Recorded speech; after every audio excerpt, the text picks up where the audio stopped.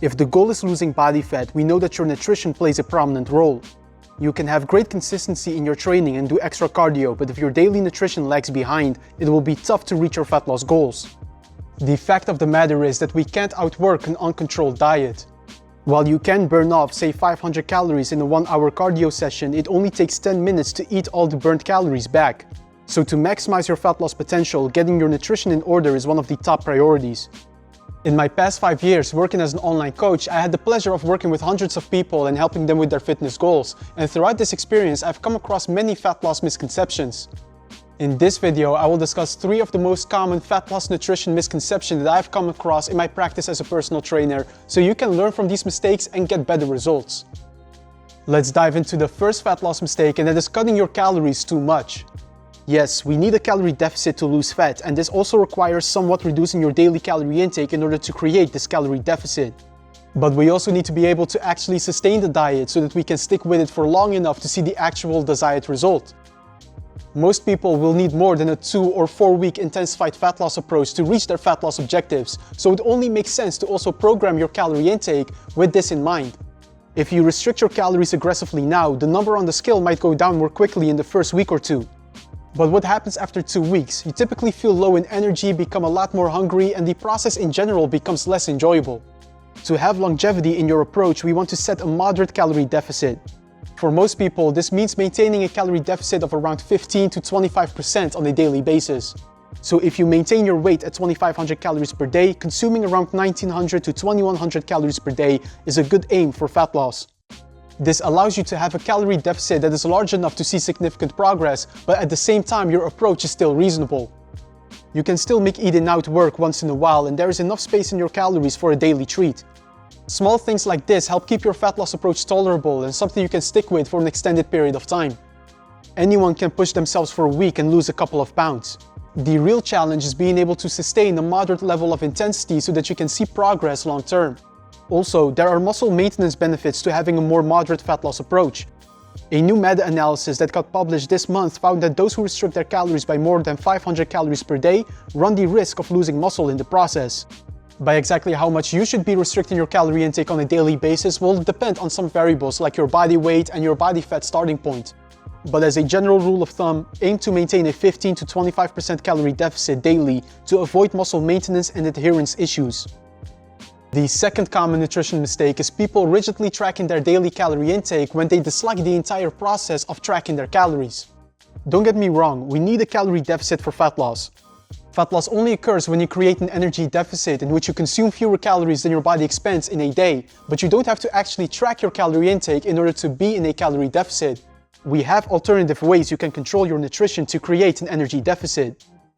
Not all eating systems will work for everyone. If I look at myself as an example, I do find it practical to track my calorie intake whenever I have a fat loss objective to achieve, because it allows me to have an accurate idea of how much I'm consuming on a daily basis, and it also makes it easier to fit in certain snacks or food that I like without going over my calorie budget.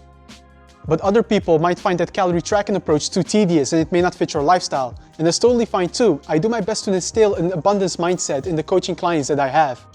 We never have to settle for an approach that does not feel natural to you, because there's always an alternative nutrition control approach we can use. For instance, a nutrition system I use with some of my clients that dislike calorie tracking is using portion sizes based on your hand size.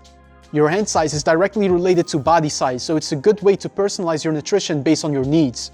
Let's say someone consumes 3 meals and 1 snack on a daily basis. Well, then we can say we have 4 different portion targets for each of these meals.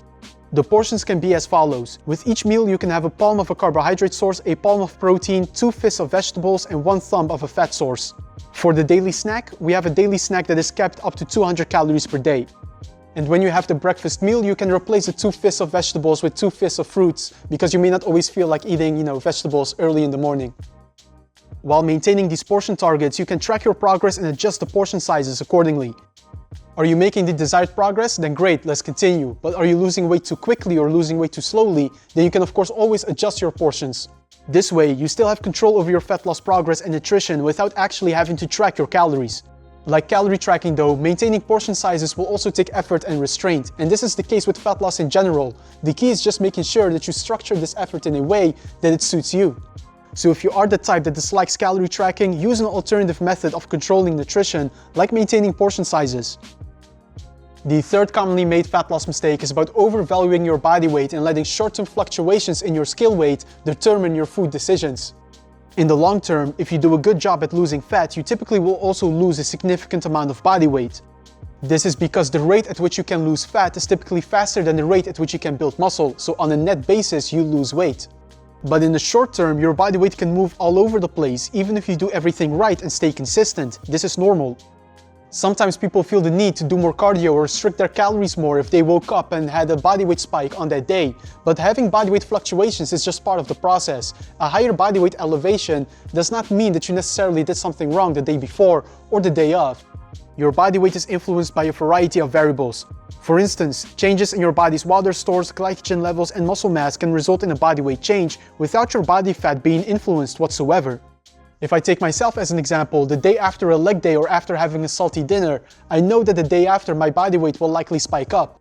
But this is no concern. After a heavy leg day, your muscles are typically somewhat inflamed and this can result in a slightly higher weight measure. After a salty dinner, your body may hold on to more water and this then also results in a higher weight reading. Essentially, don't let short-term fluctuations in your body weight impact your short-term motivation or focus. Trust the process and keep track of your weekly body weight average. If every 2 to 3 weeks you notice a significant weight reduction and also feel your clothes fitting somewhat looser, you know that you are on the right track. And that was all for today's video. We covered several important topics when it comes to fat loss and specifically related to your mindset while in the fat loss phase. So I hope you got good value out of this. And as always, if you have any questions, feel free to leave them in the comments below. Also, leave me a thumbs up if you found this video helpful. Subscribe to the channel if you haven't yet. And I will see you in the next video.